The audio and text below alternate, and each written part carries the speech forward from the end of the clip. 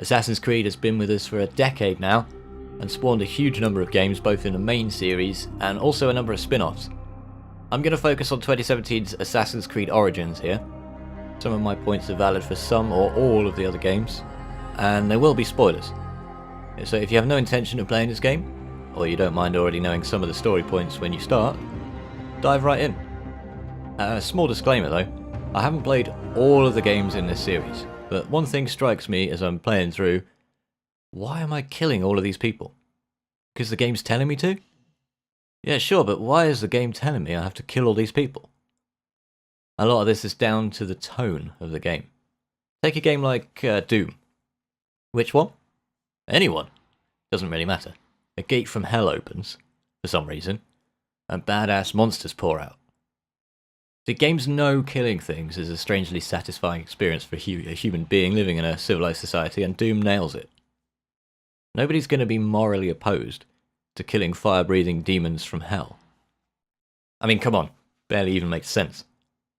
And Doom isn't going to let you wait and ponder that for too long. It's not a story. It's an excuse to kill things.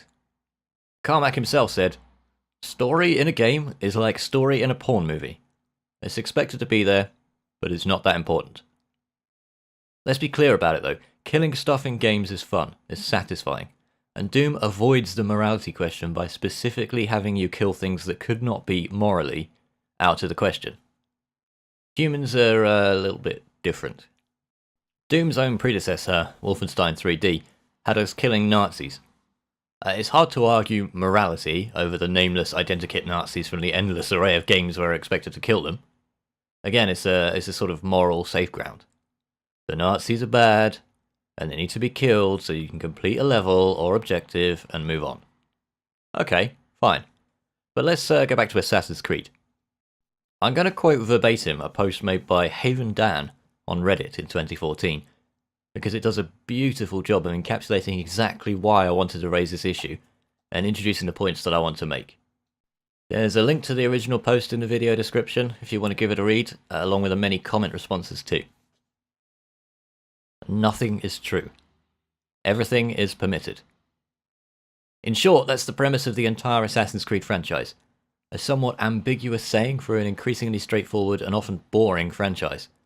But in the first Assassin's Creed, despite being a worse game technically than its successors, the morality and the characterization is much more ambiguous in the best possible sense. Subsequent sequels, barring arguably Assassin's Creed 3, have been more straightforward and were evidently created with more of a franchise mentality in mind, but they did not have anywhere near as many philosophical questions about life, death, and reality as the original Assassin's Creed. In the opening of Assassin's Creed, it is immediately clear that Altair is not meant to be a relatable character and is not concerned with morality or justification of his actions. After slaughtering an innocent, Altair has made a moral argument with a soon-to-be-dead assassin. But the assassin says, "Indeed, he'll teach you how to disregard everything the Masters taught us." Altair replies, "How would you have done it?" And the assassin says, "I would not have drawn attention to us. I would not have taken the life of an innocent. What I would have done is follow the creed." To which Altair says, "Nothing is true. Everything is permitted. It matters not how we complete our task."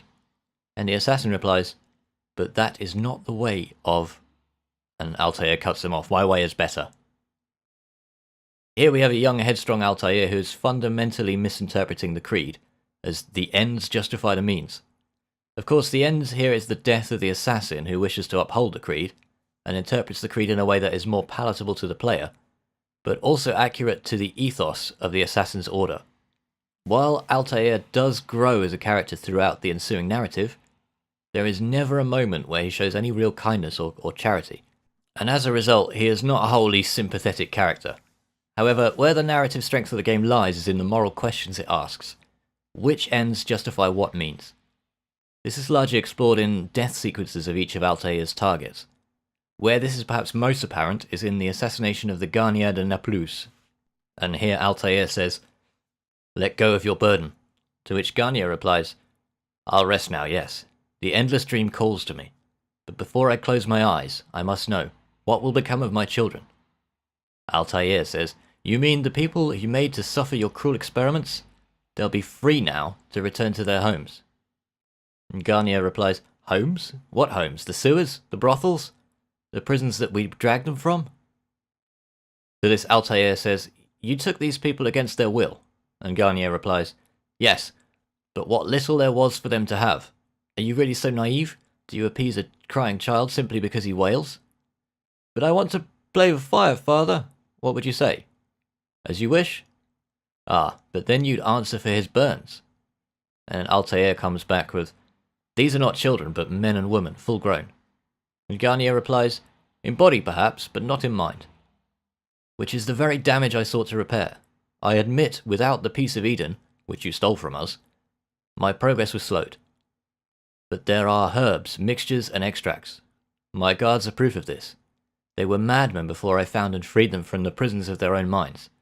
And with my death, madmen they will be again. Altair replies with, "You truly believe you're helping them?" And Garnier says, "It's not what I believe, it's what I know." Here we wonder, as the player, were we justified in killing Garnier and stopping his experiments? Is Garnier the monster that we were led to believe? Did he deserve death? In the end, the answer is left up to the decision of the player, although they do not have any choice in the matter of the assassination of Garnier. Garnier, like the other members of the Templar Order, want to take over Jerusalem by force. Garnier and the rest of the Templars have the same goal as the assassins, to bring peace to the Holy Land. Here, our moral question between the righteousness of the Templars and assassins is the following. Is peace better achieved through freedom or force? And which peace is the proper kind?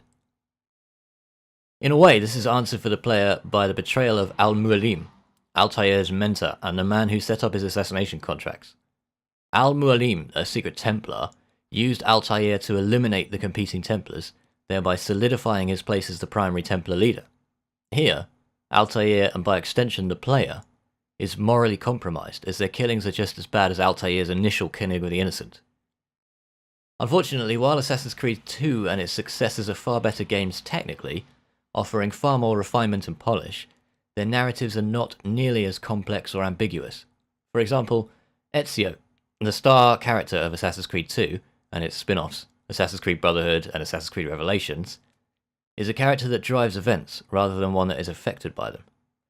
Ezio begins the series as an impetuous boy and ends the series as an old man seeking the truth.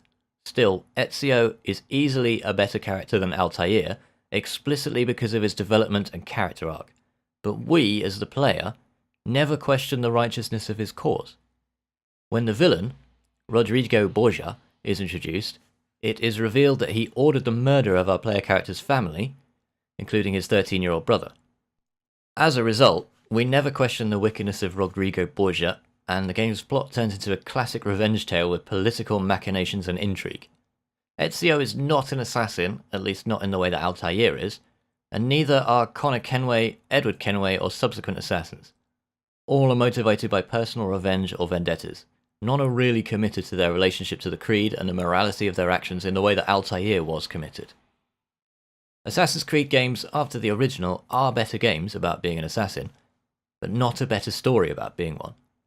The original Assassin's Creed makes the case that assassins are morally upstanding despite the murders they commit, while Ezio's story, as well as Connor's and Edward's, suggests that the assassins are morally upstanding because of the murders they commit. In other words, the assassins evolved from an organization that was opposed to the Templars to one that was fighting the good fight against their corruption, and in that, something great and philosophically interesting was ultimately lost. I think that's a really interesting post, the whole thing. And Havadan has clearly thought about some of the same things that crossed my mind while playing as well. And he separates the first game from the others in some very distinct ways. He says, assassins are morally upstanding despite the murders they commit.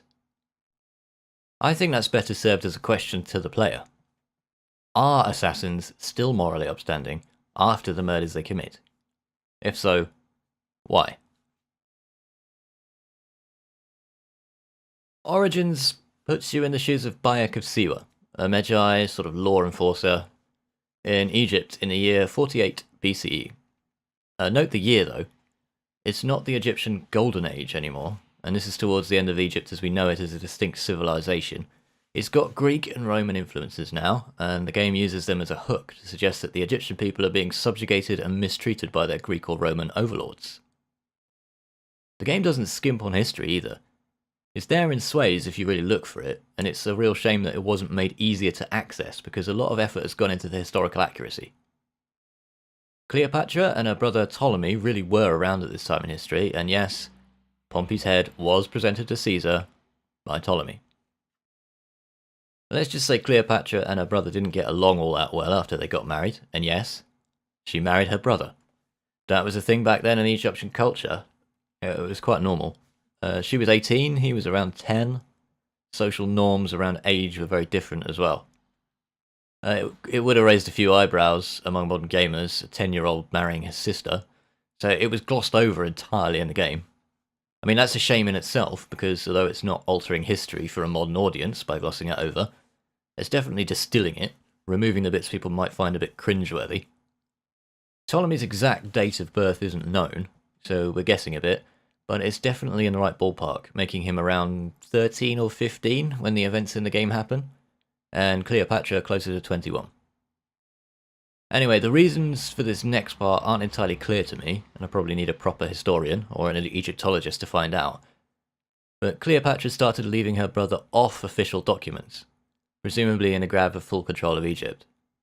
It was a bit unconventional because women serving as co-rulers through marriage are expected to be subservient to the male, and so Cleopatra might have been grasping power while she could before her brother was old enough to resist it properly.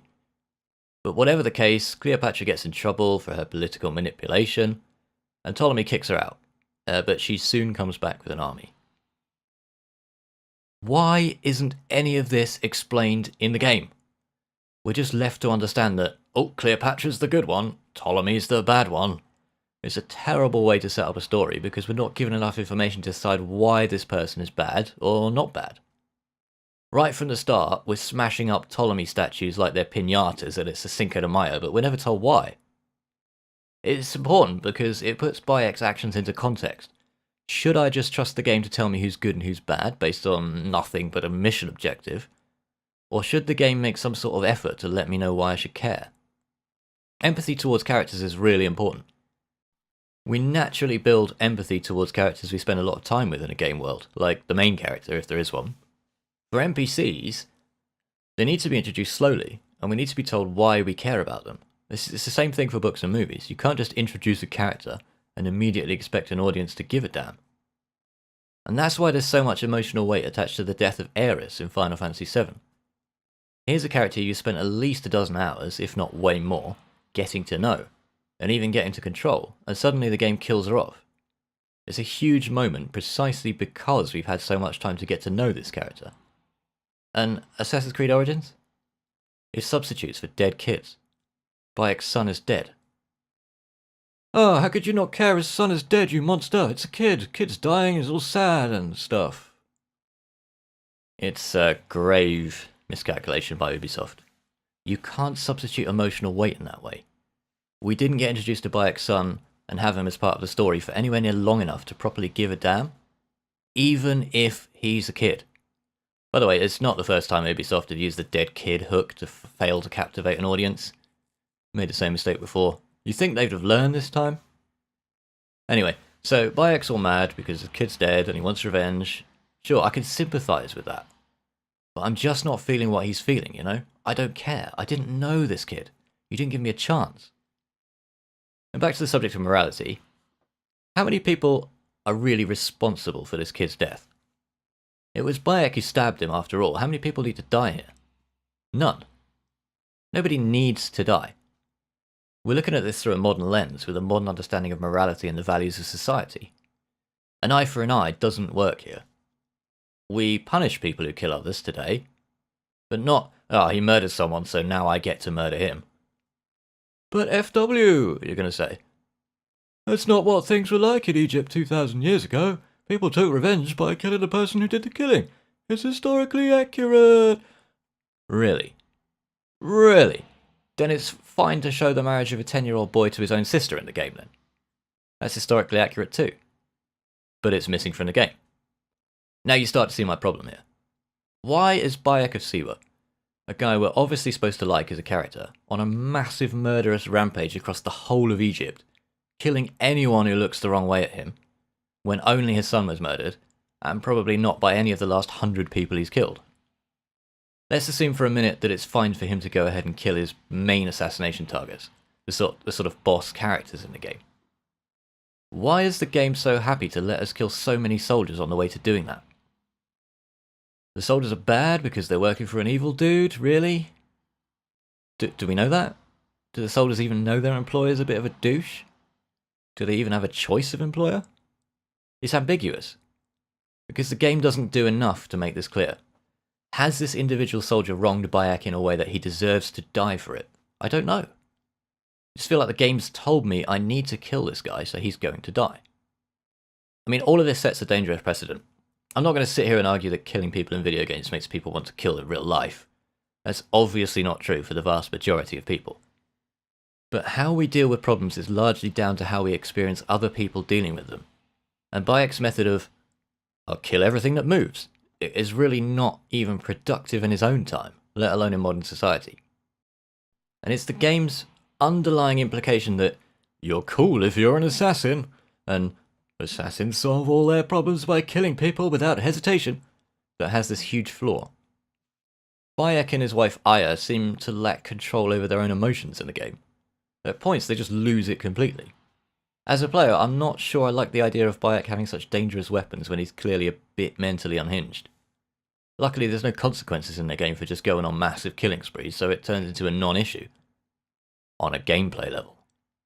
On a moral level, it's still a huge problem. I don't really want to play a video game about a person whose kid died and now they think it's fine to murder several thousand soldiers as retribution. Video games can do better than this. There's options here. If you have a reason why it's okay to kill 1,000 people during the course of the game, then use a story to establish that reason. Even if you don't have a reason, at least introduce some moral ambiguity. Let me experience that ambiguity as a player. Should I be killing all of these people? Is there another solution that involves less bloodshed? What are the consequences for Bayek doing all this slaughtering? I mean, Bayek's supposed to be a Medjay, a sort of law enforcer, for his people. And I had some of the most fun with Assassin's Creed Origins when the story allowed me to do that in a morally realistic way. There was one mission where you had to locate a Book of the Dead for an old man because it's his valued artifact. And then it only takes you a few minutes, and somehow minutes later the bastard's dead. By the time you get it back to him, which is totally jarring. Still fun. Another mission involves finding out why corpses are going rotten instead of being preserved properly before mummification. It's a longer questline, and it's actually quite fun to explore without feeling contrived or forced in any way. But then there's the other side. The downright ridiculous. I've come across a man who is complaining about how his taxes are too high.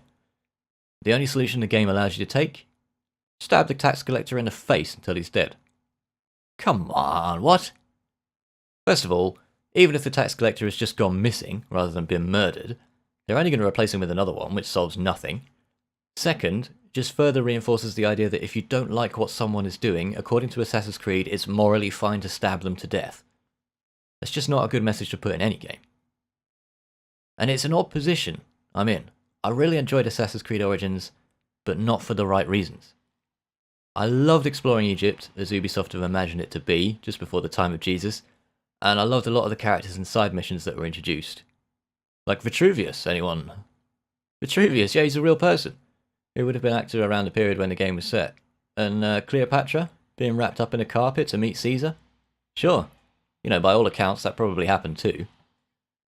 But the core of the game, Bayek's story, his morally bankrupt quest for vengeance at all costs, the game's failure to properly introduce reasons for me to care about the characters, and the stab everything until it stops moving nature of the whole journey, leaves me wanting a better, more ambiguous game where I can decide for myself whether I think certain actions are moral.